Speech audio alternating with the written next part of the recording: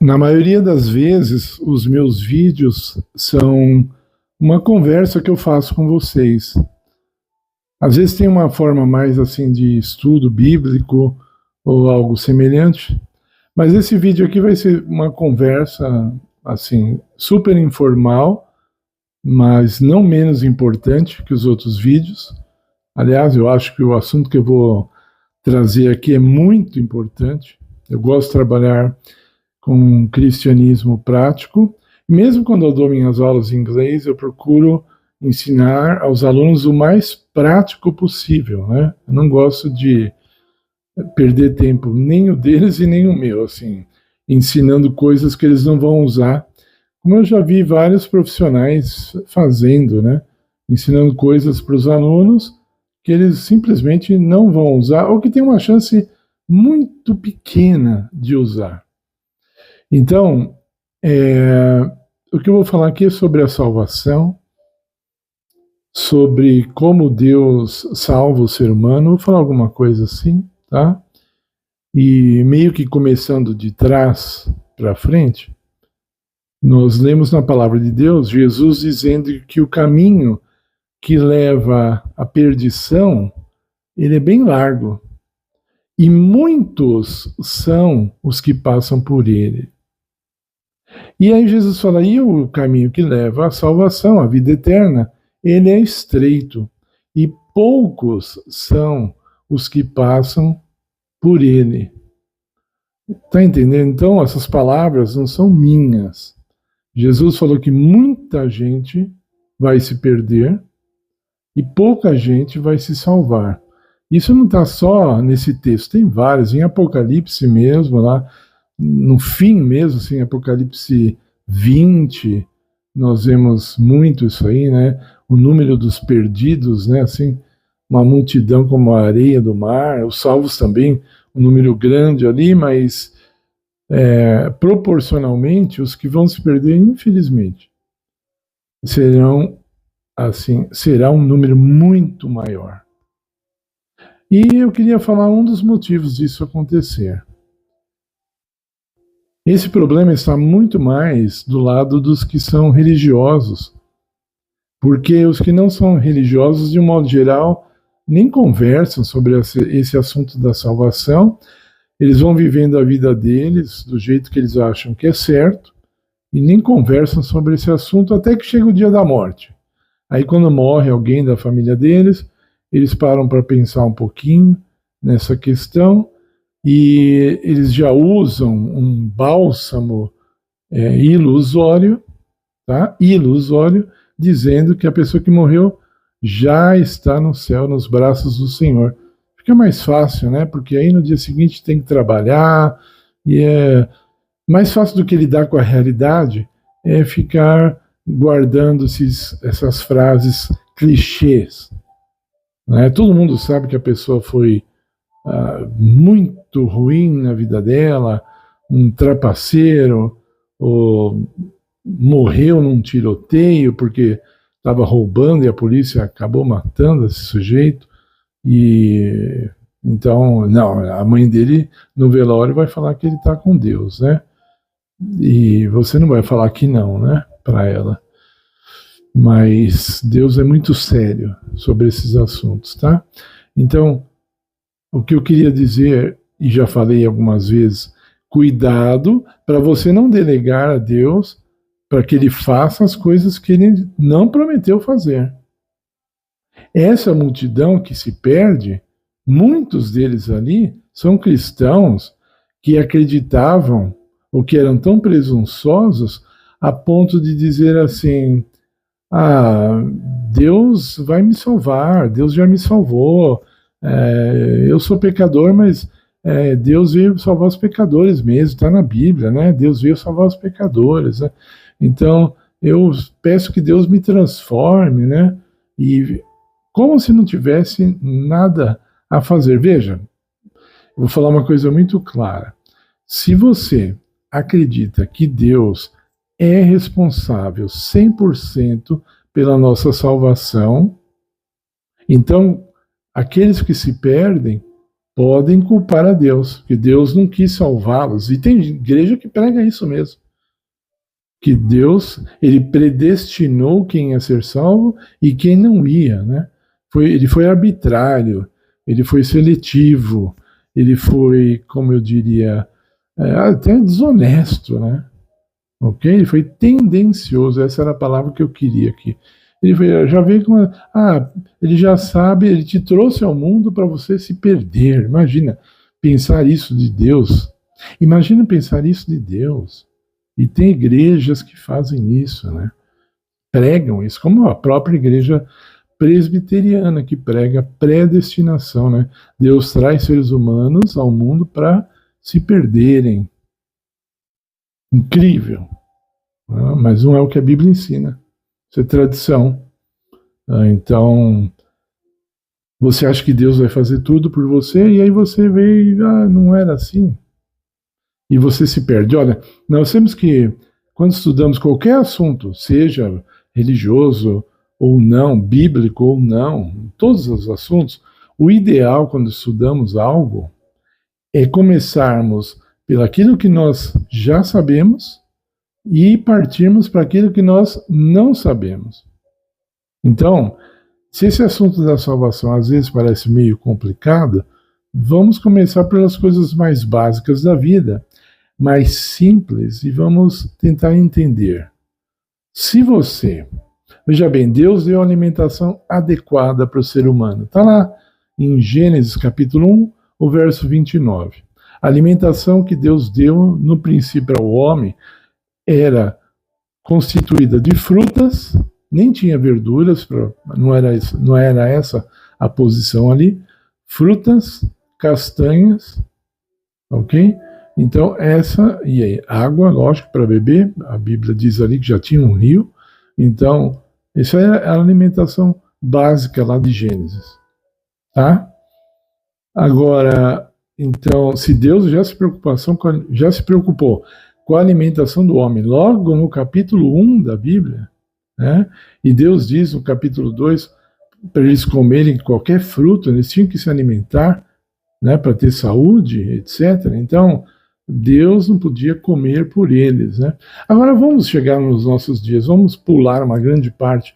Se você tem anemia, você pode culpar a Deus? Aí o médico diz, olha, o nutricionista, sua alimentação não foi adequada, por isso você está agora com anemia. É lógico que existem exceções, eu mesmo sou uma exceção, porque quando eu estava fazendo diálise, a pessoa que tem problema renal, ela tem anemia várias vezes. A minha anemia era uma por ano, eu tinha, quando eu fazia diálise. O mau funcionamento dos rins causava anemia. Estou resumindo, tá? Então, mas a maioria dos casos não é assim, é porque a pessoa não tem uma alimentação adequada. Aí, mas e se ela orar e pedir para Deus, Senhor, tira de mim essa anemia? Ele vai tirar? Você sabe que não. Muitas mães, o bebezinho já nasceu ali, bem pequenininho, bem novinho, logo nos primeiros meses, depois que ela para de dar o leite materno, ela pega o leite de vaca, taca chocolate ali, né, o Nescau, o Toddy, sei lá, e às vezes põe açúcar ainda, que eles já são ricos em açúcar, mas aí, para o gosto dela, ainda não está doce o suficiente. E aí põe mais açúcar. E aí a criança tem cólica. E aí a criança fica irritada. E o que ela faz se ela for de uma igreja? Pede oração, né?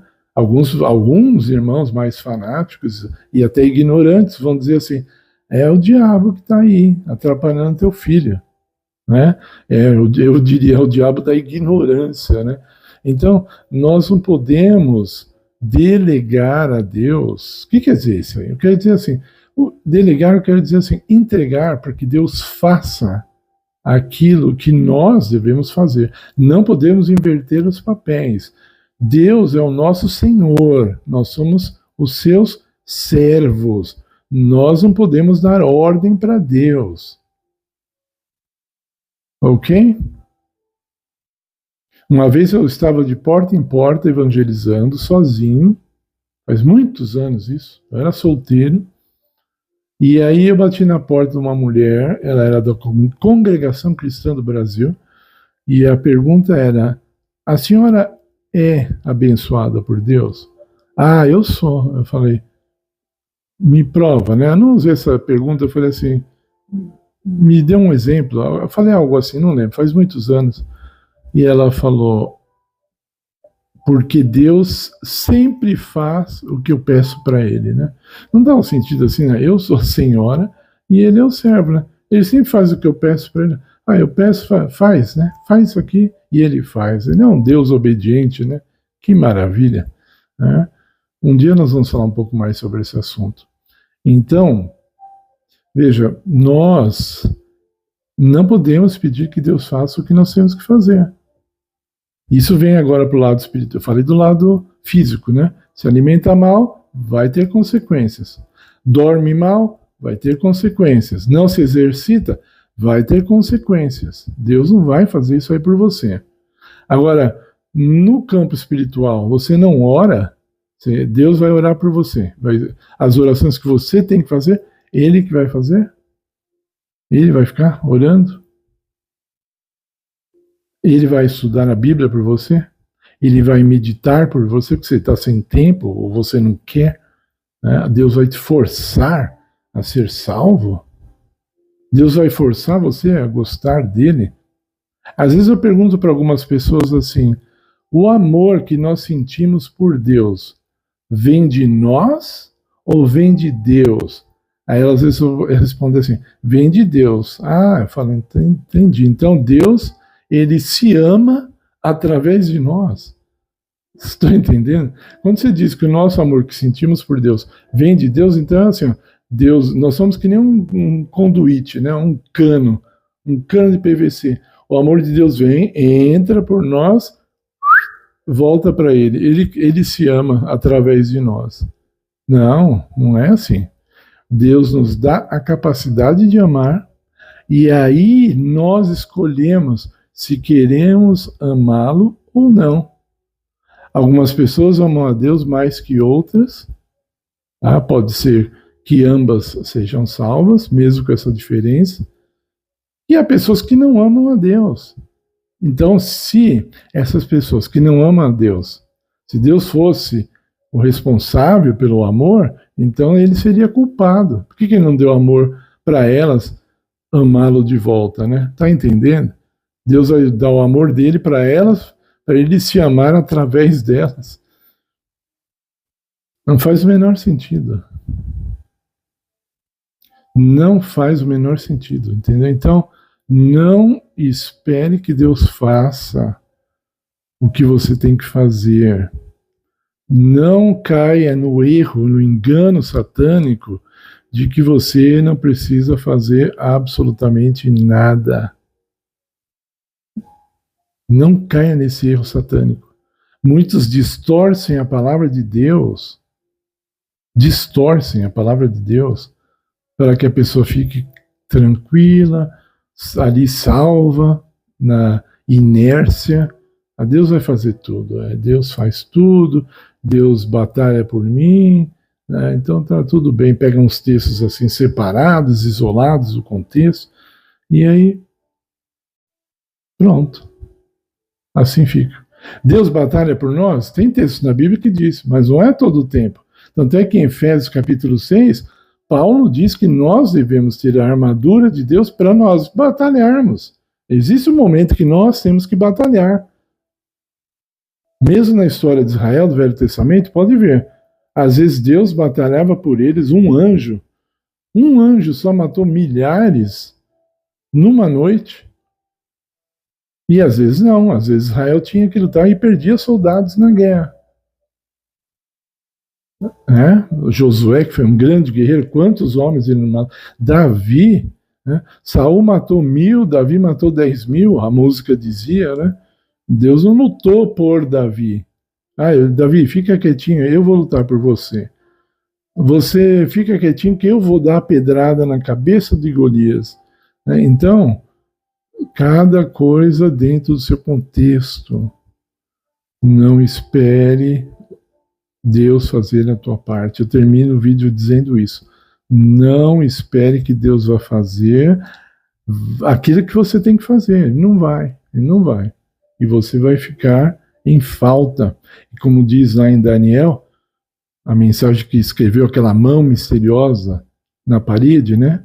Pesado fosses na balança e achado em falta, que isso não seja dito de nós. Que quando nós formos pesados na balança, nós não sejamos achados em falta.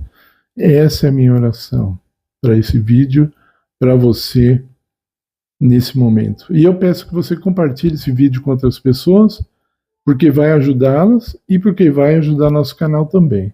Se inscreva no canal se você ainda não é inscrito, deixe o seu like, ore pelo nosso ministério. Nós pedimos e agradecemos tudo isso em nome de Jesus. Amém.